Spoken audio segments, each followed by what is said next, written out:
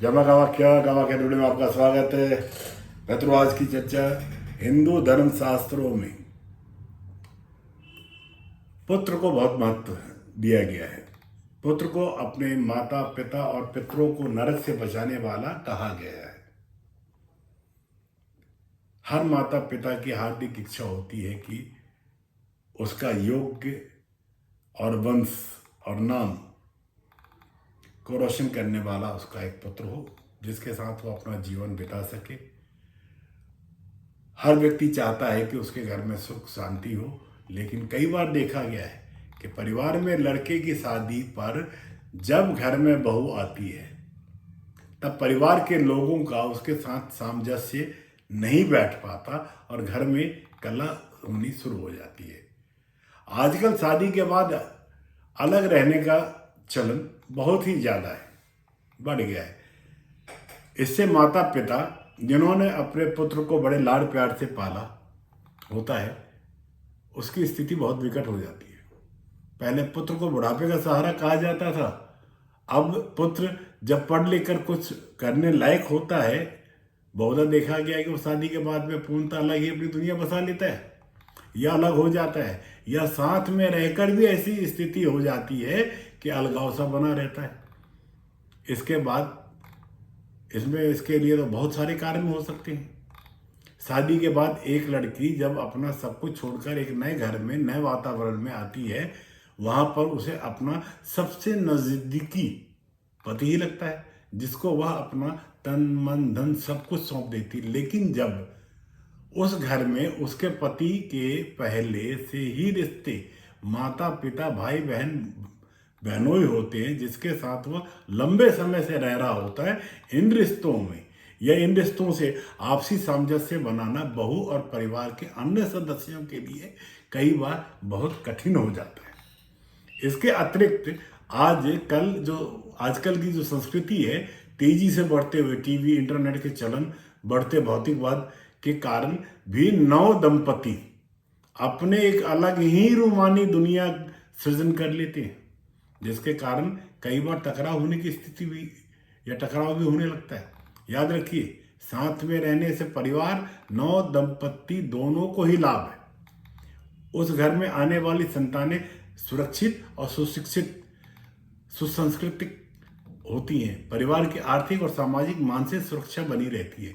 बड़ी सी बड़ी मुसीबतें आसानी से हल हो जाती हैं। परिवार में टकराव अनबन सबसे ज़्यादा सास और बहू के बीच में होता है, लेकिन इसका सबसे बुरा प्रभाव लड़के पर पड़ता है। लड़ तो नहीं है सास बहू, पर झेल कौन रहा है? लड़का। यहाँ पर हम कुछ उपाय बता रहे हैं जिससे सास बहू के बीच का जो कलह है ना, वो कुछ कम हो या दूर हो जाए। सास और बहू में आपसी संबंध में जो कटुता देखने को मिलती है या होती है, या होने पर बहू या सास दोनों में से कोई भी चांदी का चौकोर टुकड़ा अपने पास रखे और ईश्वर से अपनी सास या बहू से अच्छे संबंध बनाने के लिए प्रार्थना करे। ऐसा करने से इन दोनों के बीच में संबंध प्रगाढ़ बनेंगे। सास या बहू में जो भी कोई संबंध सुधारने में इच्छुक हो, वह शुक्ल पक्ष के प्रथम बृहस्पतिवार से माथे पर हल्दी या केसर की बिंदी लगाना शुरू कर दे। सास ससुर का कमरा सदैव दक्षिण पश्चिम की दिशा में होना चाहिए और बेटे और बहू का कमरा पश्चिम या दक्षिण दिशा में हो। अगर बेटे बहू का रूम दक्षिण पश्चिम में होता है तो उनका सास ससुर से झगड़ा बना रहेगा। घर में आए दिन कलेश बना रहेगा। परिवार पर अपना नियंत्रण रखने के लिए इस दिशा में बड़े घर के बड़ों को ही रहना चाहिए। किचन कभी भी घर के ईशान कोण या मध्य में ना हो, यह भी आपसी संबंधों के लिए घातक बनता है। घर की रसोई आग्नेय कोण यानी उत्तर पूर्व में ही होनी चाहिए। रसोई गलत जगह होने पर सास बहू में आपसी कलेश मनमुटाव बना ही रहेगा। अगर रसोई में दोष है तो आग्नेय कोण में एक लाल रंग का बल्ब जला दें।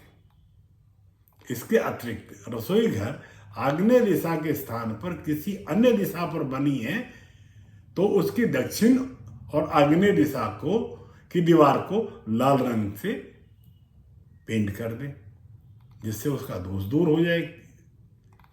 जिस घर में या घर की स्त्रियां या बहू घर के बाह्य अर्थात उत्तर पश्चिम कोण में शयन निवास करती हूं, वह अपना अलग घर बनाने का या घर बसाने का सपना देखने लगती हैं। इसलिए इस दिशा में नई नवेली दुल्हन को तो बिल्कुल न रखें, अन्यथा उसका परिवार से अलग होना तय है। वास्तु शास्त्र के हिसाब से या उसके नियम से या उसके अनुसार दक्षिण पश्चिम का कोण सास को सोना चाहिए। उसके बाद बड़ी बहू को पश्चिम दिशा में और छोटी बहू को पूरब दिशा में शयन करना चाहिए।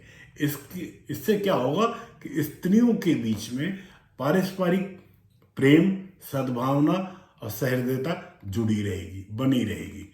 सास बहू में जो कलेश होने पर जो चाहता है कि आपसी रिश्ते को सुधारना है, तो जो भी चाहता है उसे गले में अपने एक चांदी की चेन धारण कर लेनी चाहिए। अगर सास चाहती है कि बहू से रिश्ते सुधरे तो सास पहने, और अगर बहू चाहती है तो बहू को पहनना चाहिए। ये ध्यान रहे कि कभी भी किसी से भी कोई सफेद वस्तु ना ले। मंगलवार को सूजी का हलवा बनाकर उसे मंदिर के बाहर बैठे हुए गरीबों को बांटना चाहिए।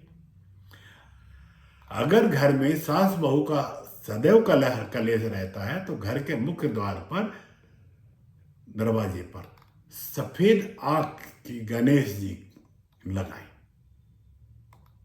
श्वेतार्क गणेश की तस्वीर लगाएं, मूर्ति लगाएं। इससे घर में सुख शांति बनी रहेगी। घर में सुख शांति के लिए बहू को चाहिए कि सूर्य उदय से पहले उठकर झाड़ू लगाकर कचरे को घर से बाहर या किसी काम वाली के से सफाई कराकर कचरा घर से बाहर निकालें। गृहस्थ जीवन में पत्नी को हमेशा पति के बाईं ओर ही शयन करना चाहिए। इससे पति पत्नी के बीच में मध्य प्रेम बना रहेगा। यदि किसी महिला की सास ससुर उससे नाराज रहता हो तो महिला प्रतिदिन जल में गुड़ डालकर सूर्य देव को अर्घ दे। इससे उसकी समस्या दूर हो सकती है। यदि किसी परिवार में सास बहू का झगड़ा होता हो तो बहू पूर्णिमा की रात में खीर बनाकर चंद्रमा की किरण में रखे और अगले दिन सुबह अपनी सास को खिलावे। इससे सास बहू में प्रेम बनने लगेगा। यह उपाय बहू ना करे तो सास भी कर सकती है। कहते हैं जो सास अपनी बहू को अपनी बेटी मानती है, उसे अपनी बेटी की तरह रखे, लाड़ करती है, प्यार करती है, तो स्वयं की बेटी भी दाम्पत्य जीवन में उसकी सुखी और समृद्ध रहेगी। उससे देवता भी प्रसन्न रहती हैं। उसका और उसके घर के बुजुर्गों का विश्वास भी सही रहता है। वह जीवन के अंतिम समय तक बिस्तर पर रोगी बनकर नहीं रहते, अर्थात उनका शरीर उनका अंतिम समय तक साथ देता है। इसी तरीके से जो बहू अपने सास ससुर अपने माता पिता की तरह सेवा करती है सास ससुर की, स्वयं उसके माता पिता को भी कोई कष्ट नहीं उठाना पड़ता।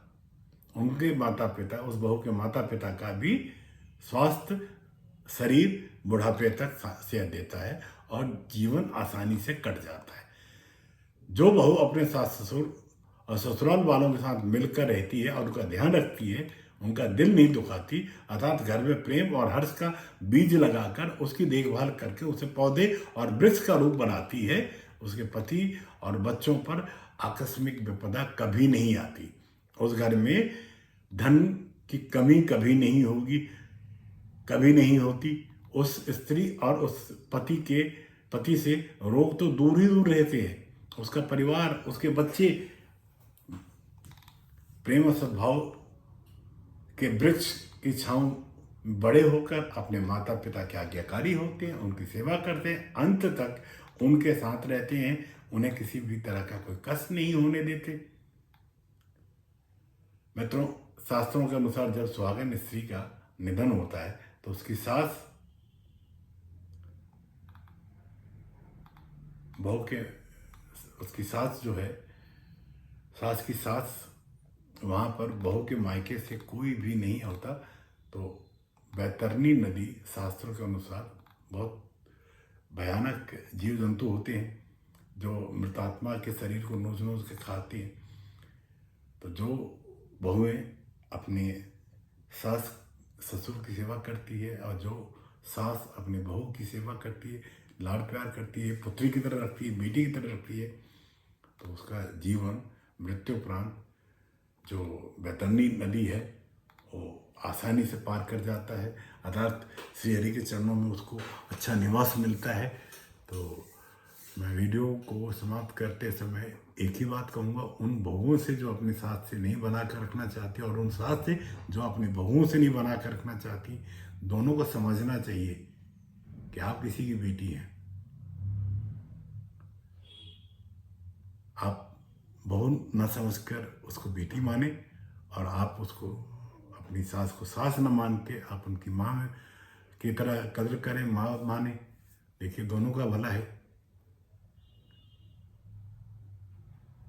दोनों एक दूसरे को स्पेस दें, दोनों एक दूसरे को रिगार्ड करें, सम्मान दें और अपने जीवन की इस यात्रा को भली भांति जीवें। इसी के साथ आज की चर्चा को यहाँ पे विराम देता हूँ। जय माँ कामाख्या। कामाख्या। अगर टुडे आपने चैनल को सब्सक्राइब नहीं किया हो तो मित्रों सब्सक्राइब करें और अपने विचार कमेंट्स के माध्यम से मुझ तक पहुँचाएँ। आपके कमेंट्स, आपके विचार मेरे लिए पुरस्कार के रूप में मैं स्वीकार करता हूँ। जय माता।